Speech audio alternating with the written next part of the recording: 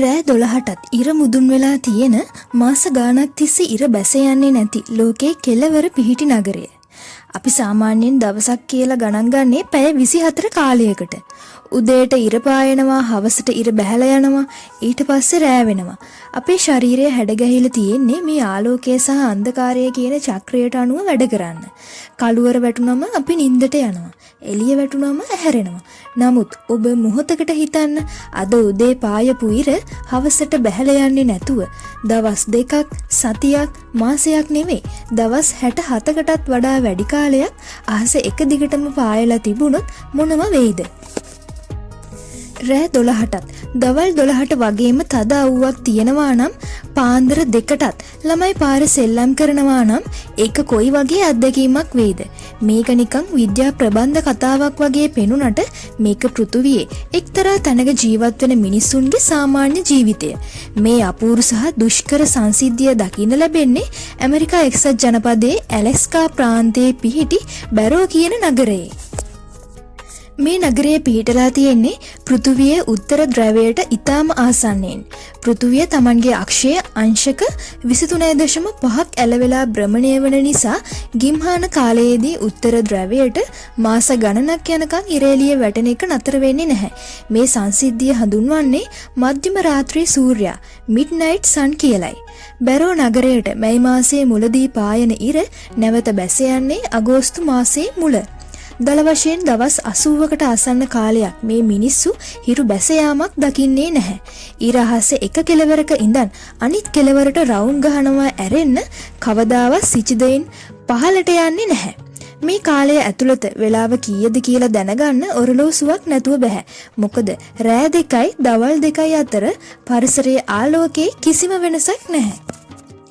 මේක සංචාරකයෙක්ට දවස් 2-3ක් විඳින්න පුළුවන් අපූර්ව අත්දැකීමක් වුණාට එහි ස්ථීරව ජීවත් වෙන මිනිසුන්ට මේක ලොකු මානසික සහ ශාරීරික අරගලයක්. ප්‍රධානම ප්‍රශ්නය තමයි නිින්ද. අපේ මොළයේ තියෙනවා මෙලටොනින් කියලා හෝමෝනයක්. මේක ශ්‍රාව්‍ය වෙන්නේ පරිසරය අඳුරු වුණාම. ඒකෙන් තමයි අපිට නිදිමත හැදෙන්නේ. නමුත් දවස් 67ක් 80ක් එක දිගටම එළිය තියෙනකොට ශරීරයට කවදාවත් නිදිමත එන්නේ නැහැ. මේ නිසා මේ නගරයේ මිනිසුන්ට ඉන්සොම්නියා නැත්නම් නිින්ද නොයාමේ රෝගය බහුලව දකින්න ලැබෙනවා.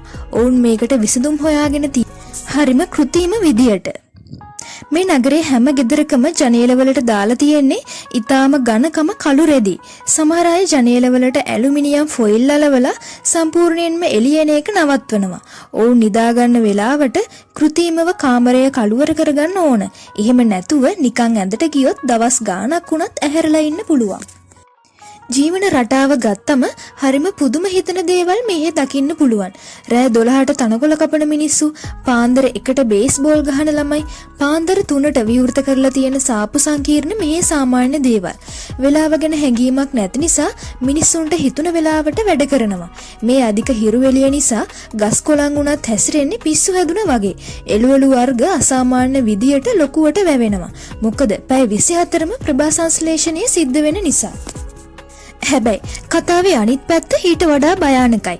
ගිම්හාන කාලේ දවස් 80ක් ඉර පායලා තියෙනවා වගේම ශීත කාලේ නොවැම්බර් මාසයේ ඉඳන් ජනවාරි මාසයේ වෙනකන් දවස් 67ක් එක දිගට ඉර පායන්නේ නැහැ.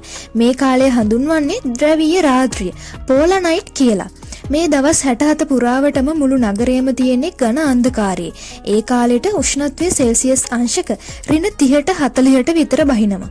මාස දෙකක් තිස්සේ ඉර එළියක් දකින්නේ නැතුව කළුවරේම ජීවත් වෙන එක මිනිසුන්ගේ මානසිකත්වයට දරුණු විදියට බලපානවා.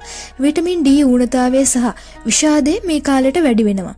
ගොඩක් අය මේ අඳුරු කාලය පටන් ගන්න කලින් නගර දාලා ආදිවාසී ජනතාව සහ ආදිවාසී ගවේෂණයට ආපු සේවකයෝ මේ කටුක ස්වභාව ධර්මයත් එක්ක ජීවත් වෙන්න හුරු වෙලා ඉන්නවා.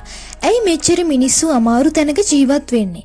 එකක් තමයි මේ ප්‍රදේශයේ තියෙන ස්වාභාවික සම්පත්, විශේෂයෙන්ම ඛනිජ තෙල්. ඒ වගේම විද්‍යාත්මක පර්යේෂණ කරන්න මේක හොඳම තැනක්.